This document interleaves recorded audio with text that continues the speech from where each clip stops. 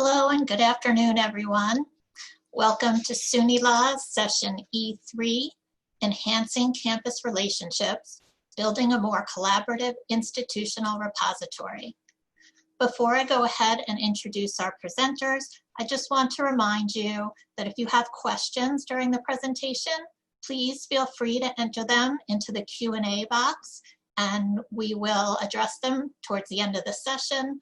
We'll leave about 10 minutes at the end for questions, and I will give a gentle reminder about 5 minutes before that to the presenters that they have about 5 minutes left before we start the Q&A. Our three presenters today are all from SUNY Cortland's Memorial Library. Hilary Wong is an instructional services librarian.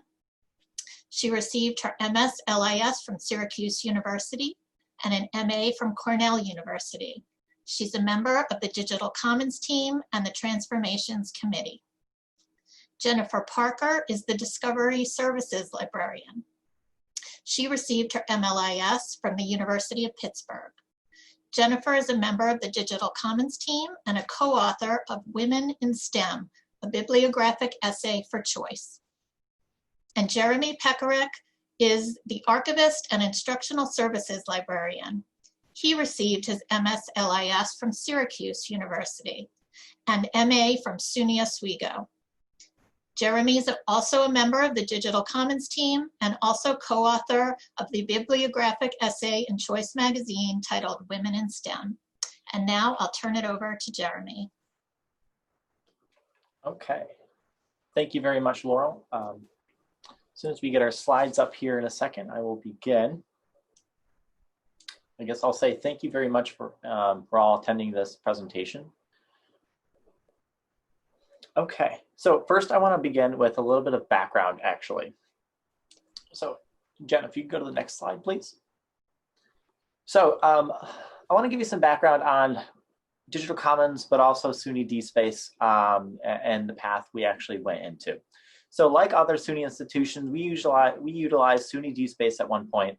We had various collections available such as archives, master's thesis, and artwork.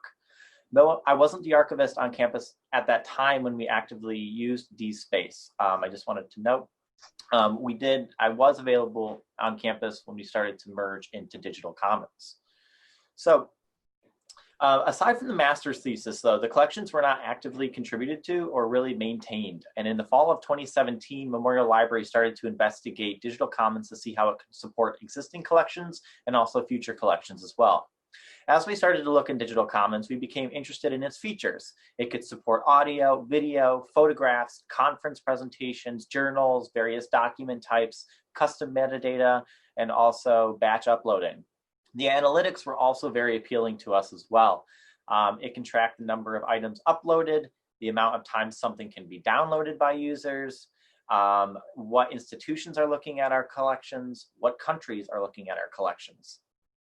And at this time, the archives was also pursuing a digital tool to look for, to make its digital collections more robust as well. And Digital Commons was basically a home run for our campus, and which is much credit due to our library director for supporting this initiative, by the way. The archives were starting to look into digitizing some high priority collections such as yearbooks and newspapers, and largely due to timing, the archives and the thesis were chosen to be our pilot cases, our test cases for Digital Commons, to see how it would roll out. What would the collections look like? How would we create them? How would we work on workflows and metadata and admins? And that became our test case. Next slide, please. So to give you just a little bit of background on the archives, though, back in 2016, we did have a consultant come in and do a walkthrough, and she created a report for future planning. One aspect of this report was to digitize low-hanging fruit, as it was called. So low-hanging fruit may include things like yearbooks or newspapers, collections that are actively used, the high-priority collections, if you will. And it would save time for us to research those collections because we would get a number of questions, but also it would be more accessible to researchers from anywhere if those were already online. So we wanted to look into digitizing our collections and how would that look. So to do this, we didn't have to reinvent the wheel, which is great. So we investigated a number of different collection types online that already existed within Digital Commons. This included SUNYs and non-SUNYs. So for example, Cedarville University we used their template for college athletics as our template for college athletics. So we based our collections kind of like how they use theirs. SUNY Brockport was a very big motivator for us when it came to structuring our collections in archives. We really liked how Brockport created the descriptions for their collections, how they placed their images, and how they used their keywords as well. And in the beginning, the archives had a number of people involved in the digitization process. This included multiple student workers, a couple technical services staff members, and several librarians. Next slide, please. So this is a screenshot of the archives workflow. So over time, we scaled this project down, and to no fault of anybody, I might add. The project just had too many people working on one single processing project at one time. So what we did was we scaled it down to include myself. I mentioned I'm an archivist, and also a technical services member who devoted more time to archives, and also 2 student workers who their main duty on campus was to scan just for this digitization project. So as you can see from the chart in front of you, the workflow, oops, if you could go back just one. As you can see from the chart in front of you, the workflow outlines who would be responsible at each stage of the digitization process. For example, I handle all physical processing of the collection, which includes updating the finding aids, arrangement, description, rehousing, project oversight, and training the student workers on the scanning machine when we get new student workers. This also involves a technical services member named Anne, who's been extremely helpful for this whole process. She processes the metadata spreadsheets. She creates identifiers for our images that we want to upload. And she also supervises the student workers as well. And she uploads everything that they scan. So the student workers, their only job is to scan, scan, scan. We scan everything at 600 DPI, and it's backed up by our own servers. So this heavily involves myself, a staff member, and after the first semester of doing this, we kind of took a step back and reassessed our collections and decided, you know, what direction do we want to go into? How much have we put online right now? How does it look compared to other collections, and how would we want to expand it? So we had a number of discussions to do that. Next slide, please. So what does this mean overall, though? So I'm proud to report that the archives in the last 2.5 years have scanned nearly 40,000 individual items. This number includes total scanned items. So what I mean by that is one yearbook would count as one uploaded submission, but a yearbook could be 350 pages long. So you have to scan each one of those pages, of course, to make it doable. And for the most part, we scanned all in-house with the exception of one project. And this is all within a 2.5-year period. So we've uploaded 4,800 items onto Digital Commons within the archives page on Digital Commons. And that collection has been downloaded over 36,000 times by users. It's accessed in 82 different countries. So this was a pretty big accomplishment for us. And I'm very proud of the people who worked on this project, including the people who started it and also the people who are remaining with it right now, such as our student workers and, of course, Anne from technical services. So these numbers demonstrate how the archives has provided access to researchers with the help of the library and Digital Commons. These analytics show us what our popular collections are, who's accessing them, how many times are they accessing them, where are they from, what do those numbers really mean. It could also help when you're drafting annual reports as well to pull these analytics.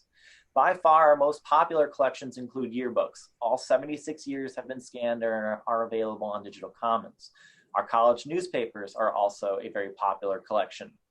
Now, this is that one collection I mentioned a couple minutes ago where I said this was not scanned in-house. So our newspapers were primarily scanned from an outside vendor and exist within New York State historic newspapers and are linked over into Digital Commons, though, which is a great feature, is that we can still create descriptions for this collection and just link it to an outside source.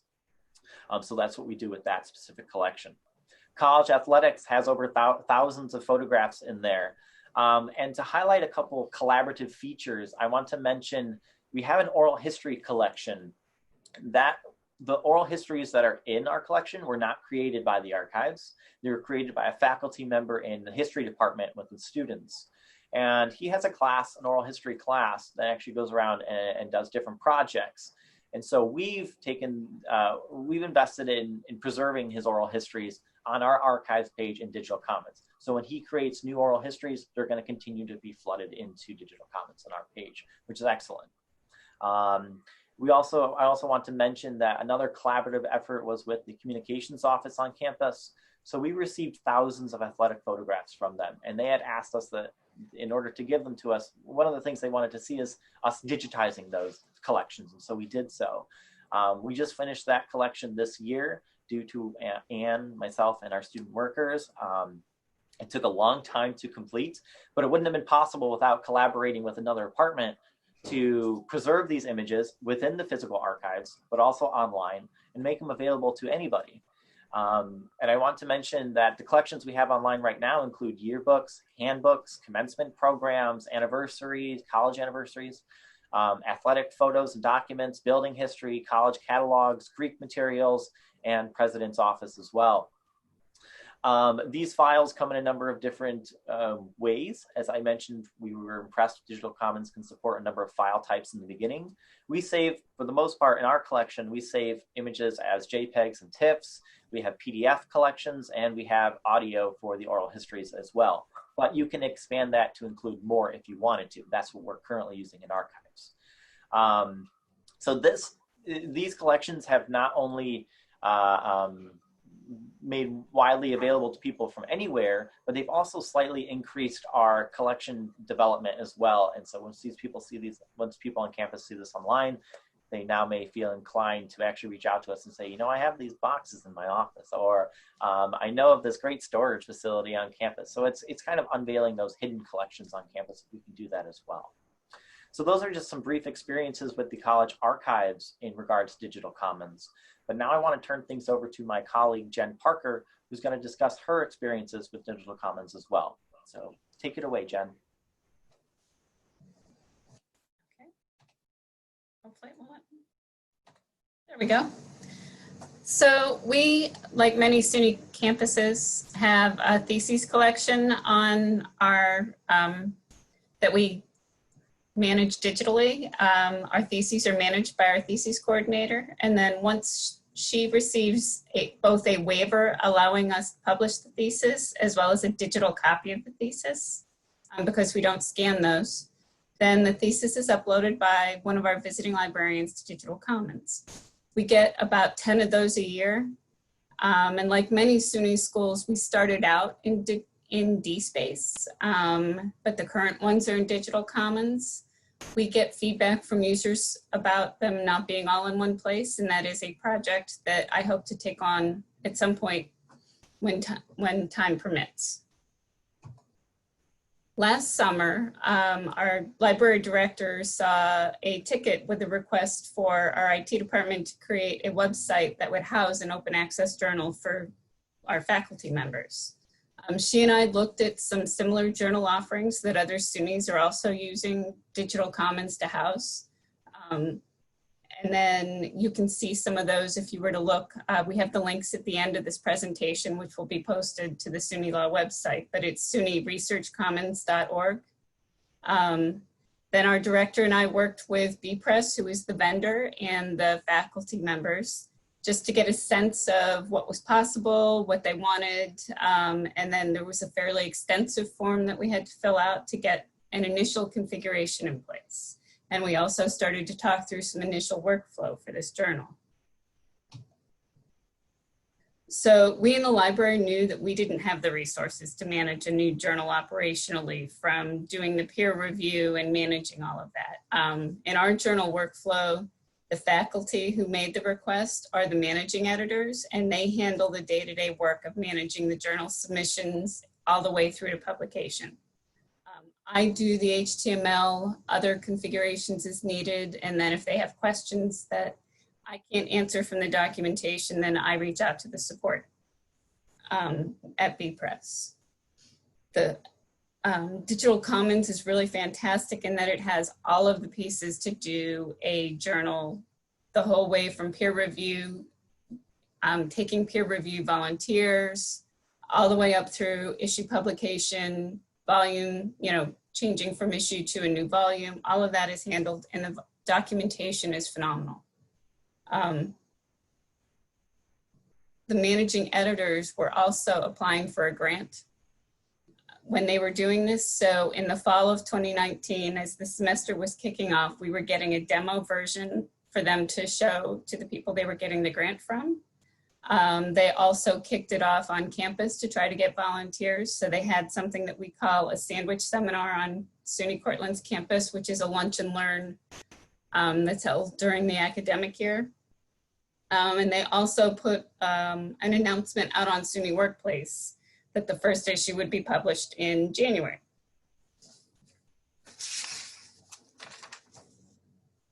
So the January issue ended up being an editorial issue that just the two managing editors wrote for.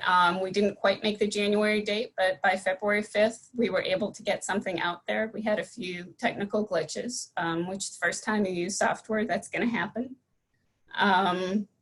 And then we also had to circle back at that time to review the fact that they should be funneling questions to me and not going directly to the vendor without me. We also recently just met to discuss some questions they have for their next issue.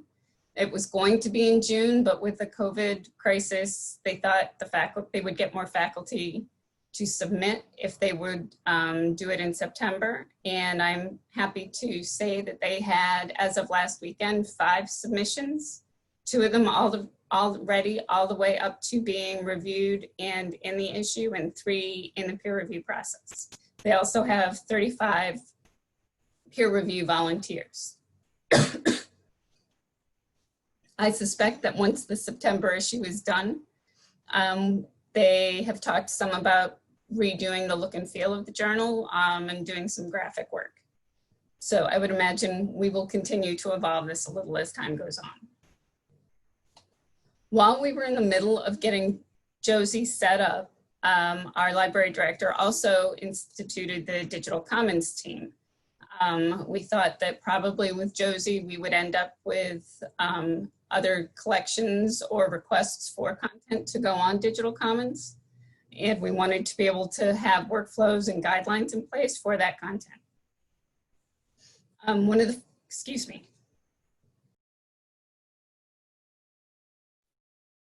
the first things we did was to again reach out to the other SUNY schools that have Digital Commons to find out what their workflows are. And Geneseo, Buff State, and it'll come to me. There's 3. Brockport. Thank you, Brockport. They were phenomenal. They all got back to us with the workflows. And we were able to come up with some very practical workflows as a result. We don't have those published yet, but excuse me, I don't know. It's because I'm talking. We don't have them published yet, but we are working from them actively and look forward to using them. Some of the other things that we did to prepare for this are we created a separate email for submissions, one for the committee to monitor and one for more general communications. We are also planning to use a form that interested groups or individuals would use as they come up with new collection requests for the library. We also crafted a statement of purpose, and that will be used so that if collections come in that don't quite meet the mission of the library, we will be able to use this as a filter. And then while we were coming up with these new procedures and how it would work, another opportunity came up. Yes, another opportunity, namely transformations. So transformations is the name of the student undergraduate conference at SUNY Cortland that happens every year. And our library director had the idea, based on what was done at SUNY Brockport, that we could perhaps put student posters from transformations up in Digital Commons for everybody to see. And as it happened, I was already on the committee, on the transformations committee, the campus-wide committee that plans this event every year. So it was a good and I was on the new library digital commons team. So it was a good place for me to be to help out with this. Next slide, please.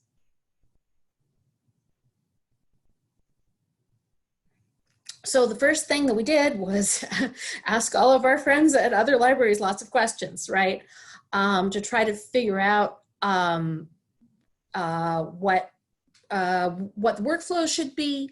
And we found out that in most places, one librarian was uploading things rather than students uploading stuff themselves because of the mess that would create with the metadata.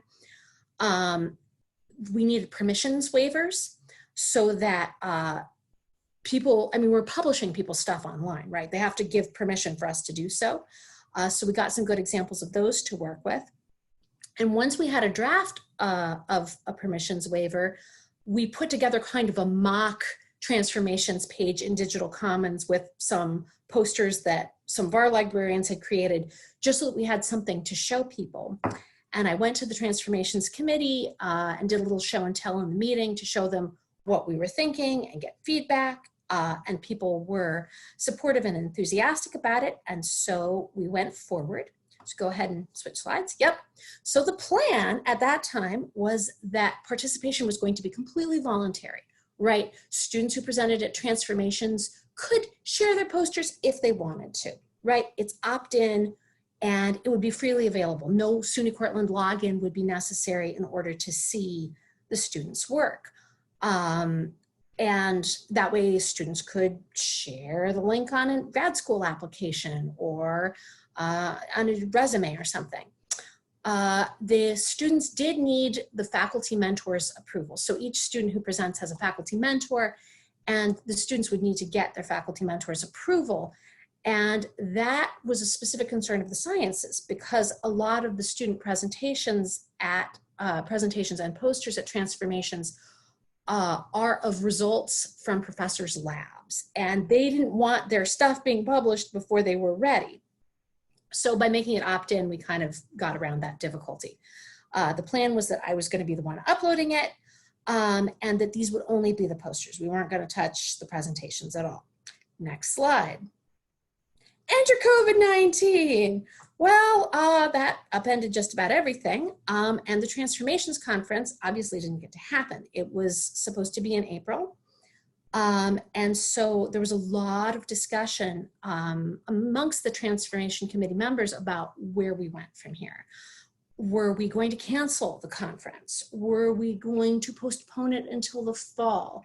Were we going to try to do some sort of a virtual conference on the fly? And there really was not much time, because for a while we thought we might still be able to come back to campus. And it was only, I want to say, early April or maybe even mid-April that decision was made. So we had to decide what to do. And the decision was made that Digital Commons became transformations. There was a virtual transformations was what we were doing in Digital Commons. And anybody who wanted to participate, who had been selected, could, right? And instead of just having it be posters, they could submit their slides, right? If they'd done slides to do presentations, they could submit those. They could submit their original research papers. Say they had written a paper and we're going to be presenting about it, but you know, here it is, and there's not much time to pull something together, so why not just let them submit the papers themselves? So we offered them that option as well. It was still opt-in, and they still needed their faculty members' approval. Next slide, please. So how this all worked, a lot of me running interference between the Transformations Committee and the Digital Commons team, and also the Dean's office, the Dean of Arts and Sciences, because it's really his office that is in charge of transformations, as well as the Transformations Committee. So I worked a lot with him and his secretary. Each student whose work was featured signed a form stack permissions waiver. And then one student per group, because a lot of them are in groups, submitted their submission to our Digital Commons email address, and then I uploaded them. Next slide. So in the end, this worked out pretty well. We have, as of about an hour ago, we have had 341 downloads. since all this went up.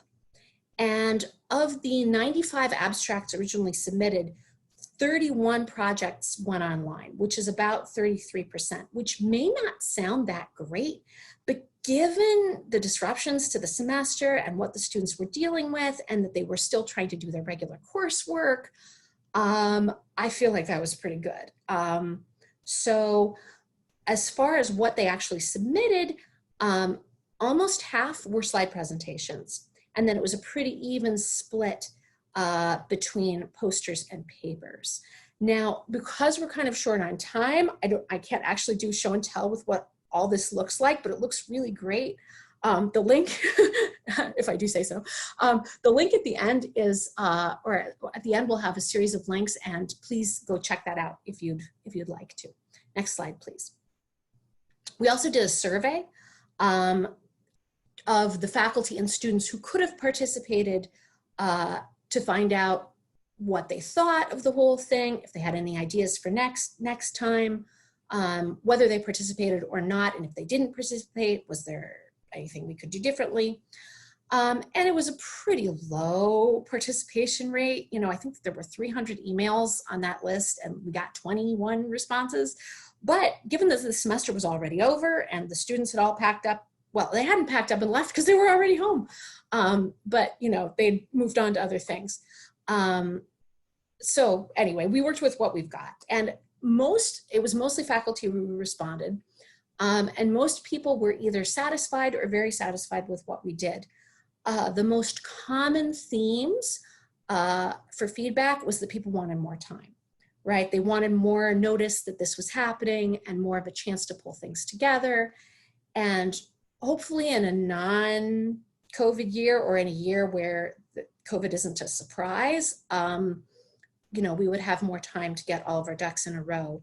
Another comment that kept recurring was that people wanted something more stimulating or interactive, you know, videos, a chat function. I'm not sure that Digital Commons is the best format for that. But again, if this isn't actually in place of the conference, if the conference is actually happening and this is just a supplement, that may not matter as much to people.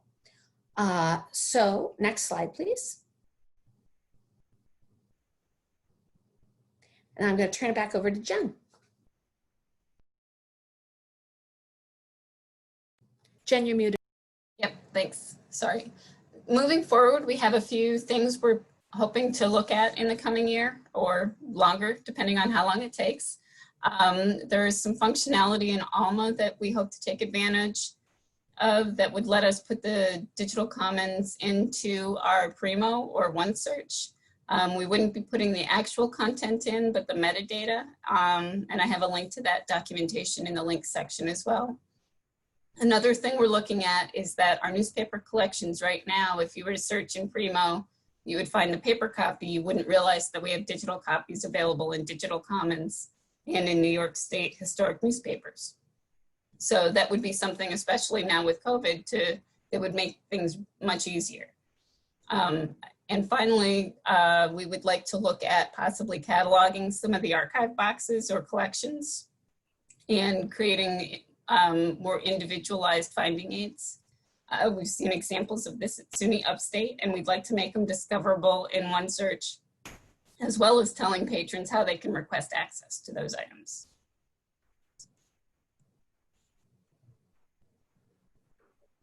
Jeremy?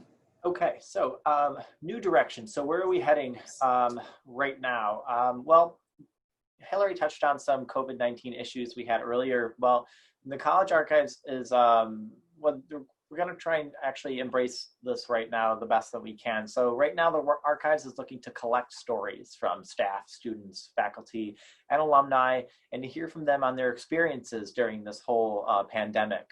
And what was it like working from home? What's it like studying from home, having a job, things like personal or professional stories, whatever they want to include. It's actually up to them. You could include like diary entries or just photographs of like empty streets, people walking around with masks on, you know, things to document how this is a changing time.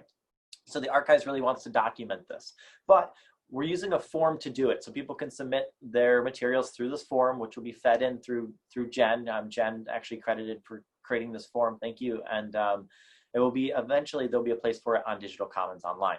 So that's our hope, is that once we start receiving submissions, we can actually analyze what kind of information we're getting back from anybody, and then we can create a collection for it on Digital Commons within the archive page, and really highlight this collection if anybody's interested at all into it.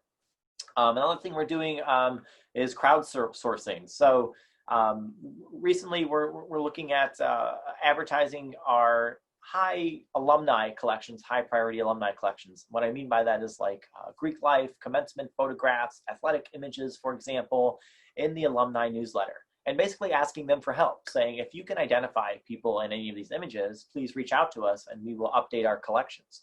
Or on the other end, if you can, if there's anything that's misidentified, for example, you could always reach out to us and we'll update those as well. So it's kind of allowing the experts, the alumni who are here when many of these photographs were taken, to update us and allow us to correct anything that may be incorrect.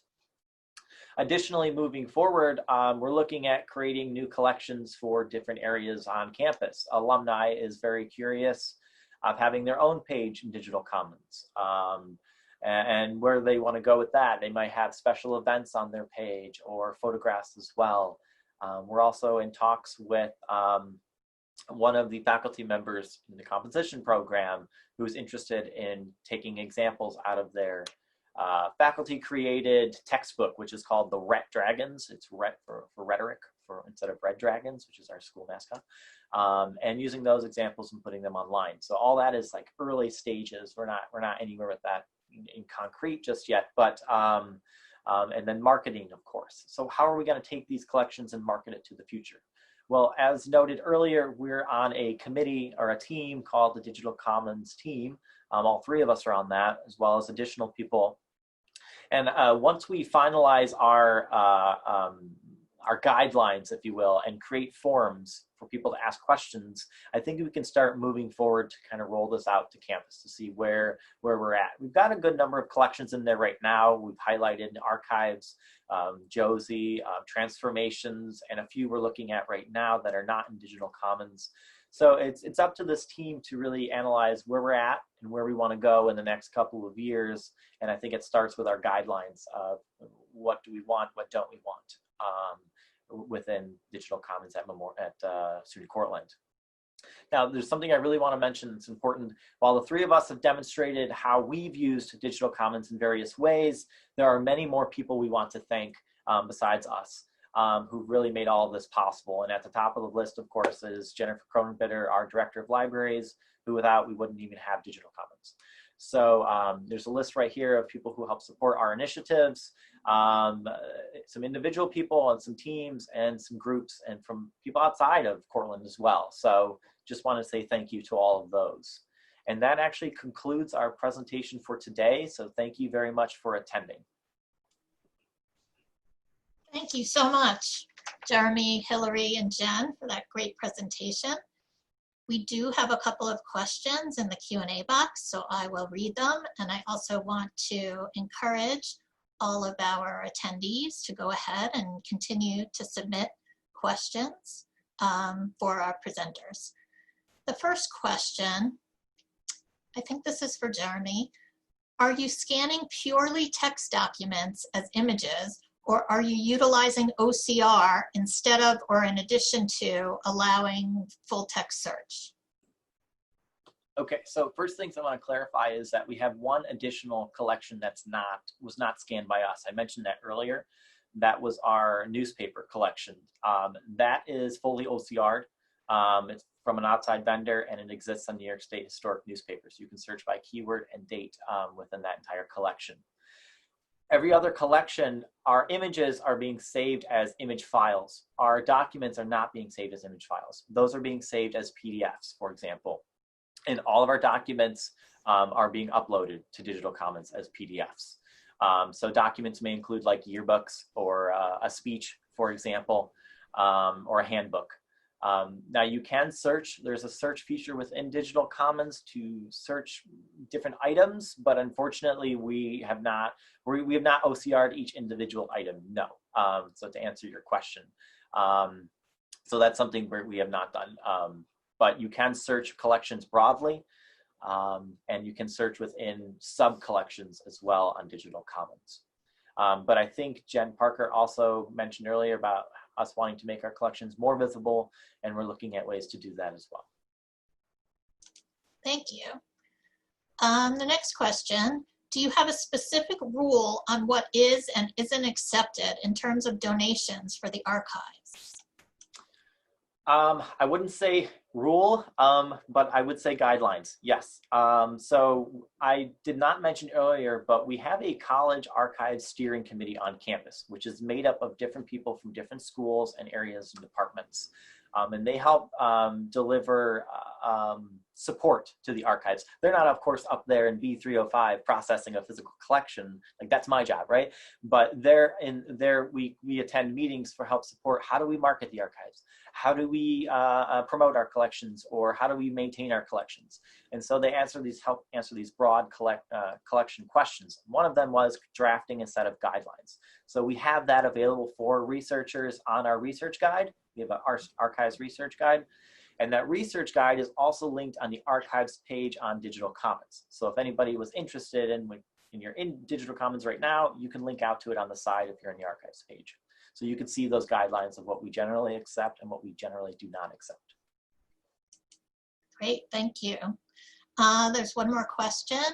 Would you be willing to share the form for your COVID-19 project for the archives, or talk a little bit more about it and what it looks like? I will take a stab at this first. Jen, I will have to say, help draft the form. We're find the form while you talk about it. How's that? Okay, sounds good. So we have a number of, I don't have the form in front of me, but we have a number of questions on the form. We name, of course, affiliation. Affiliation may include like alumni. Are you a student? Are you a faculty member? Are you a staff member? That's a required field you have to fill out.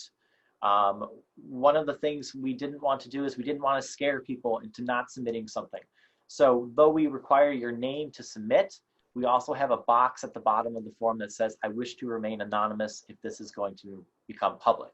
So example, if they click that box and they want to remain anonymous, we'll still upload it into Digital Commons, but we won't put their name attached to it. So we wanted to increase our chances of receiving information. There's, of course, a copyright and permission area that you need to accept. You cannot submit without accepting it. And then I'm trying to think, is there anything I missed that you may have found on the form? I think that's pretty much the gist of it. Oh, an abstract. If you have a brief description or an abstract of the materials you're submitting, because I mentioned you could submit documents or photographs, just describe it briefly to us in a certain amount of characters, and then we'll take it from there. I'm trying to get to the form. I've been having internet problems all day, but I'm trying to get to it to post the link. Right now, the form is being advertised through campus publications like our college bulletin, for example, but there will be an email being sent out. This is still also an early stage of its process. So we haven't received submissions yet because it hasn't been that long. So we're waiting on submissions to see what we get, what type of information we get. And that's one of the reasons why we haven't created the collection in Digital Commons as well. So if you go to the archives page, there's not going to be a spot for COVID-19 because we're waiting for submissions. Hope that answers. I found the link. I'll get it up.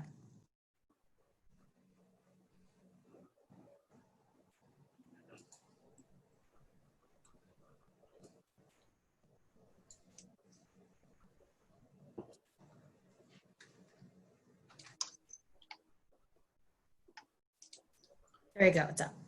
Okay, there's the link in the chat box. I don't see any more questions in the Q&A box. We do have a few more minutes though, so if someone still has a question, please feel free. You still have a little bit of time to ask your question. Or if any of the presenters wanted to add anything more, we still have a couple minutes. I'll just add, Jen, that form is through FormStack, right? Yes. So that's the platform we use for the form. Jen also created the FormStack form for the for transformations, right? You did that one too, right, Jen? So I did one of them, you and did one of them. Yeah. that was before I had the training, so that I could do them. Okay, we're getting some thank yous and some positive comments about the presentation in the chat.